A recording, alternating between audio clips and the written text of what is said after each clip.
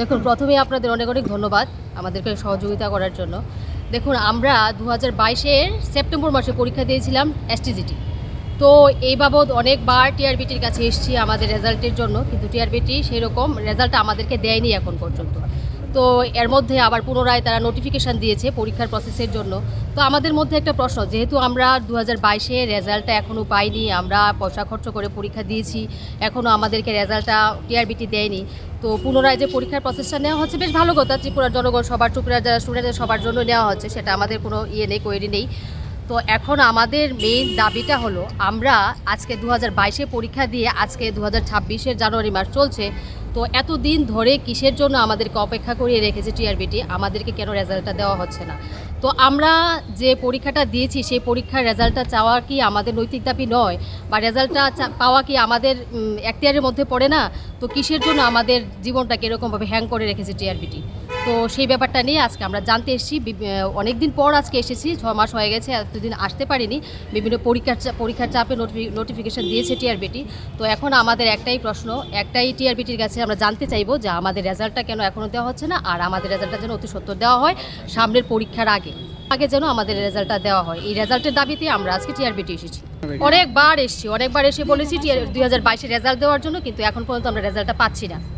তো রেজাল্ট না দিয়ে এখন পর্যন্ত ত্রিপুরার টিআরবিটির ইতিহাসে যবে থেকে পরীক্ষা সৃষ্টি হয়েছে টিআরবিটির মাধ্যমে, রিক্রুটমেন্ট চলছে টিআরবিটির মাধ্যমে, টিচার রিক্রুট প্রসেস, সেই টিচার রিক্রুট প্রসেসের মধ্যে আজ অবধি কখনো এরকম হয়নি যে একটা পরীক্ষা প্রসেস শেষ না করে পুনরায় সেই পরীক্ষার প্রসেসটা আবার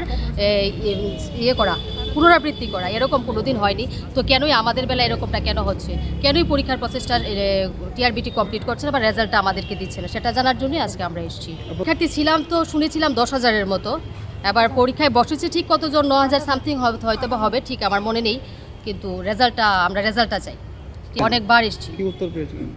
উত্তর পেয়েছি বলতে ওনারা বলছে দেখছি আমরা কি করা যায়, আমরা ওখানে কথা বলবো, আমরা দপ্তরে কথা বলছি, দেখা যাক কি হয়, এরকম বলে আমাদেরকে অনেকবার বলেছে। কিন্তু আমরা তো দিনের পর দিন এসছি, আসলে সেরকম কোনো সদুত্তর তার কাছ থেকে পাইনি।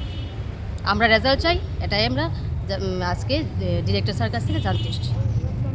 শিক্ষামন্ত্রী তথা মুখ্যমন্ত্রীর কাছে আমার একটাই সবিনয় নিবেদন থাকবে, উনি যেন আমাদের এসটিজিটি ম্যাটারটা খুব ভালো করে দেখেন এবং আমাদেরকে খুব তাড়াতাড়ি প্রসেসটা যেন কমপ্লিট হয়, এই ব্যাপারটা যেন ওনার কাছে উনি যেন দেখেন আর কি।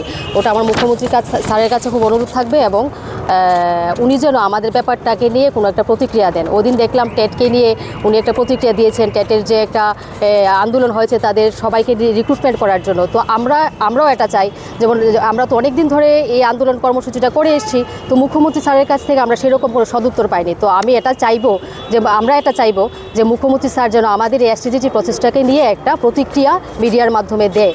এটা আমি ওনার কাছে পায়ে পড়ে এটা অনুরোধ করবো যেন উনি দেন, এটা একটা প্রতিক্রিয়া যেন দেন, যেন আমরা শুনতে পাই, আমরা একটা আশ্বস্ত বোধ করি এবং আমরা জানতে পারি। আমরা একটা অন্ধকারের মধ্যে আছি, আমরা কি হবে কি না সেটা আমরা কিছু বুঝতে পারছি না।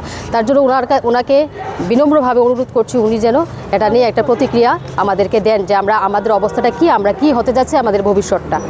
ধন্যবাদ।